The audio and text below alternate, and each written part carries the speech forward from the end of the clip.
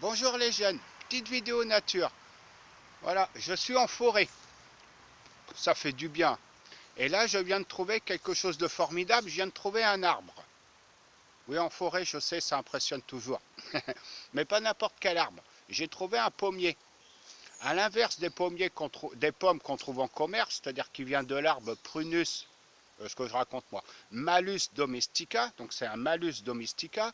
Là, j'ai trouvé une autre genre de pommier, un pommier sauvage qu'on appelle Malus prunifolia, qui appartiennent donc à la famille des rosacées du rosier.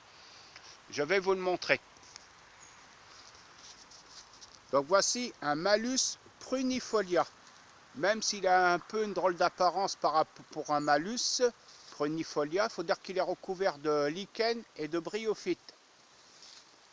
Vous voyez, ça donne des toutes petites pommes qu'on appelle généralement dans le langage courant des pommes au couteau.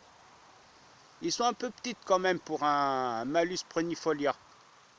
Bon, ça manque un peu d'engrais.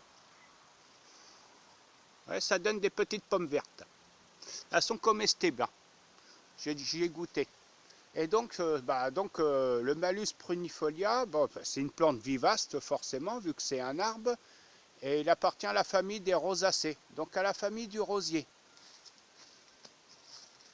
Mais si vous voulez acquérir un de ces arbres dans votre jardin, vous pouvez, hein. Il sera certainement moins recouvert de bryophyte, c'est-à-dire de mousse et de lichen.